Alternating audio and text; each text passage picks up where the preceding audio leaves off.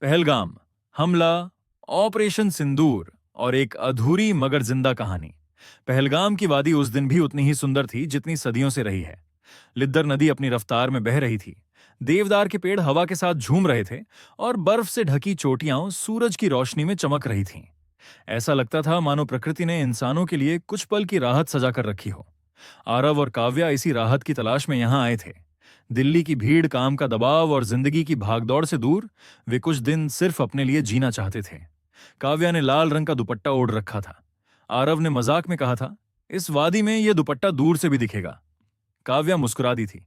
किसी को क्या पता था कि यही लाल रंग जल्द ही एक और मतलब लेने वाला है। उधर स्थानीय युवक इमरान अपने घोड़े के साथ पर्यटकों का इंतजार कर रहा था। वह जानता था कि पर्यटन ही उसकी रोजी रोटी है और शांति ही इस वादी की असली जरूरत। उसने अपने जीवन में बहुत कुछ देखा था, बंदूकें, चेक पोस्ट, डर और कभी कभी उम्मीद। वह चाहता था कि इस बार सब ठीक रहे। लेकिन दोपहर होते होते सब कुछ बदल गया। पहले एक तेज धमाका सुनाई दिया, फिर गोलियों की लगातार आवाजें। कुछ ही पलों में हंसी, शोर और कैमरों की क्लिक चीखों में बदल गई। लोग समझ भी नहीं पाए कि क्या हो रहा है। आरव ने काव्या का हाथ कसकर पकड़ लिया और पास की चट्टान की ओर भागा।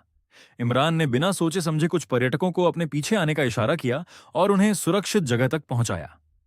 पहलगाम की वादी, जो कुछ देर पहले तक सपनों की जगह थी, अब डर का मैदान बन चुकी थी। हमला कुछ ही मिनटों का था, लेकिन उसका असर उम्र भर का। सुरक्षा बल पहुंचे, इलाके को घेर लिया गया। हमलावर अंधेरे और जंगलों का फायदा उठाकर भाग निकले, लेकिन पीछे छोड़ गए लहूलुहान जमीन, टूटे सपने और सवालों से भरे चेहरे। शाम होते होते पूरा देश ये नाम दोहरा रहा था, पहलगाम हमला। टीवी चैनलों पर बहसें शुरू हो गईं। सोशल मीडिया पर गुस्सा था, शोक था, बदले की मांग थी। लेकिन सरकार के लिए यह सिर्फ भावनाओं का मामला नहीं था। यह सुरक्षा, संप्रभुता और भविष्य का सवाल था। यहीं से शुरू हुआ एक गुप्त, ठोस और सुनियोजित अभियान, ऑपरेशन सिंदूर। यह नाम यूं ही नहीं चुना गया था। सिंदूर त्याग, सुरक्षा और जिम्मेदारी का प्रतीक है। जिनकी जिंदगियां उस हमले में उजड़ गई थीं, जिनके घरों का सुहाग मिट गया था, यह ऑपरेशन उनके लिए एक मौन वादा था कि न्याय सिर्फ शब्द नहीं रहेगा। दिल्ली में बंद कमरों के भीतर बैठकें हुईं, खुफिया एजेंसियों ने नक्शे फैलाए, लोकेशन चिन्हित की और महीनों की जानकारी को एक सूत्र में पिरोया। सीमा के पार बैठे आतंकी ठिकानों की पहचान की गई, वे ठिकाने जहां से नफरत की साजिशें रची जाती थीं। ऑपरेशन सिंदूर का लक्ष्य साफ था, शोर नहीं, प्रचार नहीं, सिर्फ सटीक कार्रवाई। एक अंधेरी रात, जब आसमान पर बादल थे और सीमावर्ती इलाकों में सन्नाटा पसरा था, विशेष बल हरकत में आए।